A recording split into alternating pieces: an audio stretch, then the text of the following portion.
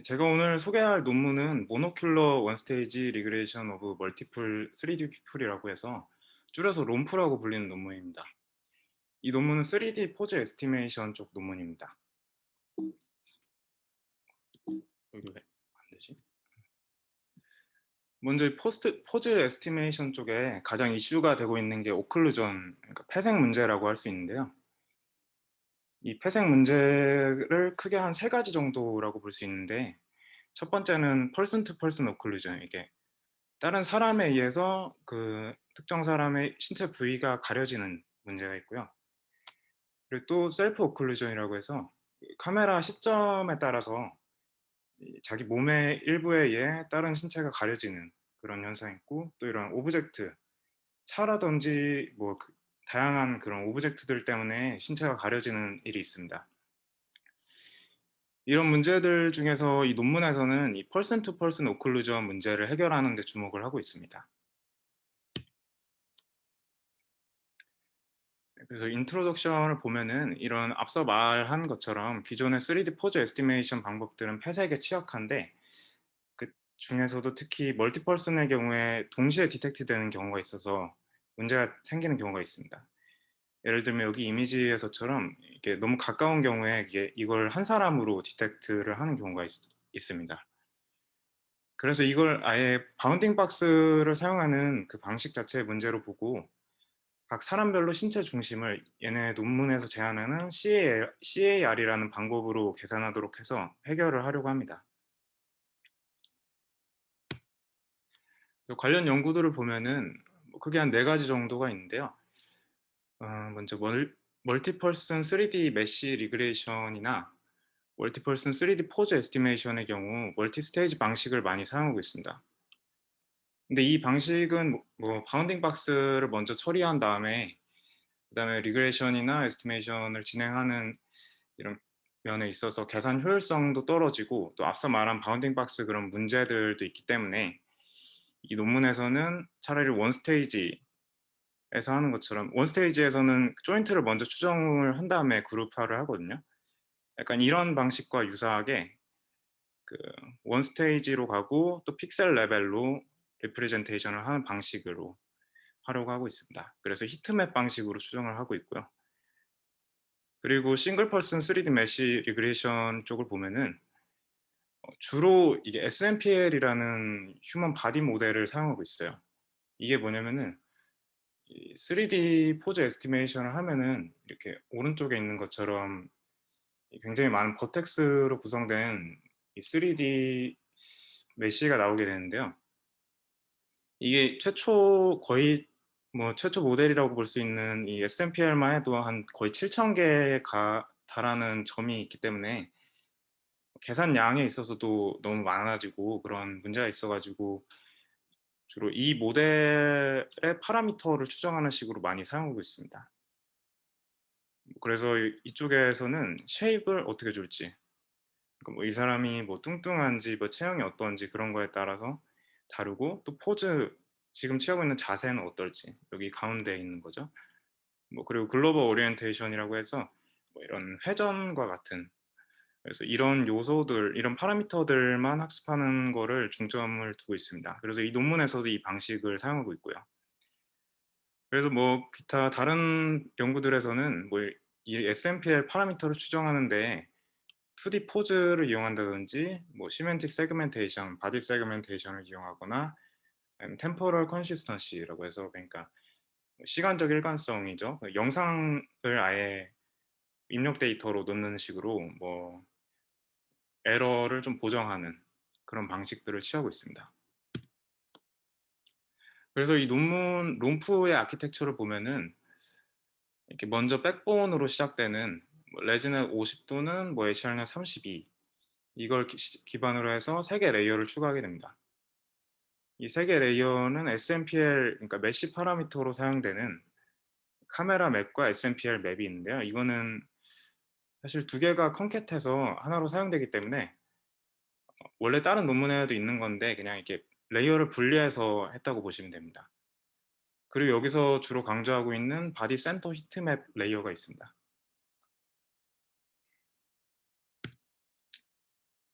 그래서 이걸 어떻게 풀어갔냐를 보면은 얘네가 이 콜리전 어웨어 리펄전이라고 해서 그러니까 신체 중심이 겹치지 않도록 밀어내는 팩터를 만들었습니다. 이 논문에서는 이 신체 중심이라는 거를 몸통의 중심으로 봤는데요. 이 몸통이 여기 보면은 이렇게 어깨하고 목 그리고 엉덩이와 골반 이 좌표들의 중심으로 봤고요. 만약에 이 좌표들 중에 일부가 보이지 않는다면 보이는 좌표들의 중심으로 보고 만약에 이 몸통 좌표들이 아예 안 보인다면은 그냥 그거 말고 그냥 보이는 좌표들, 다른 좌표들의 중심으로 뽑게 했습니다. 그래서 얘네들이 이런 걸 어떻게 풀어갔냐를 보면은 여기 신체의 중심을 바디 센터 히트맵에서 가우스 분포로 표현하는데요. 먼저 이걸 말씀드리기 전에 이걸 간단하게 훑고 갈게요. 여기 보면은 W가 이 바디 센터 히트맵의 너비고 이 D가 그라운드 트루스로 제공되는 바운딩 박스의 대각선 길이거든요.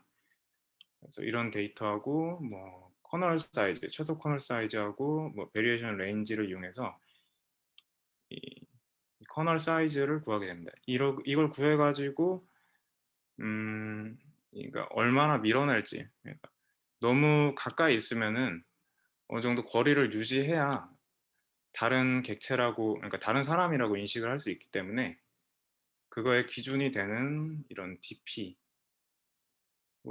뭐 이런 식을 이용해서 그러니까 이 간말한 개수를 이용해서 이 어느 정도 이 기준 그러니까 너무 가까운 거리에 있으면은 어느 정도 밀어내도록 하는 팩터를 제안했습니다. 그래서 저걸 이용해서 로스를 어떻게 만들었냐 하면은 이게 결국에 센터 위치를 잘 찾아야 되는데 사실 센터 위치가 이 히트맵에서 보면은 센터가 아닌 위치가 훨씬 많잖아요. 그래서 얘네들은 이 불균형을 다루기 위해 포컬 로스에 기반한 학습을 진행했습니다. 이 포컬 로스는 뭐 기존에 있던 거라 뭐 찾아보시면은 충분히 나올 텐데 제가 간단히만 설명을 해드리면은 이렇게 이런 케이스처럼 불균형이 되게 심한 경우에 좀 데이터가 되게 많은 라벨이 있잖아요.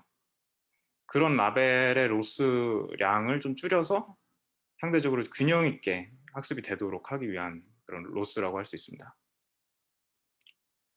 그래서 여기 간단하게 보고 가면은 여기 뭐 L 네거티브는 센터가 아닌 위치, 뭐 포지티브는 센터의 위치고요. 그리고 i라는 바이너리 매트릭스를 이용해서 뭐 바디 센터 위치에서 포지티브 값을 갖게 하고요. 그리고 C 바디 센터 히트맵과 뭐 로스 웨이트를 이용해서 학습을 진행하게 됩니다. 그리고 결과를 보게 되면 이렇게 롬프 이전의 소타인 이 CRMH 이런 방식들과 비교를 하게 되면 이렇게 겹치는 경우에 확실히 성능이 좋아졌는데요. 뭐 이런 것처럼 사실 겹친 건 아닌데 뭐 좀 이런 배경 이런 것 때문에 잘못된 거죠. 그래서 쓸데없이 그냥 더 많아지게 추론이 된다든지 아니면 추론을 못 한다든지 하는 경우들을 확실히 개선한 게 눈에 보입니다. 실제로 프로그램을 운영으로 돌리게 되면 학습 데이터처럼 깔끔한 데이터가 많지 않기 때문에 저는 굉장히 잘 개선을 했다고 생각을 합니다. 그리고 코드를 좀 보고 가겠습니다. 코드는 이게 처음에 레지넷 50 또는 뭐 이런 HR넷 32 같은 백본 네트워크를 하나 선택을 하고요.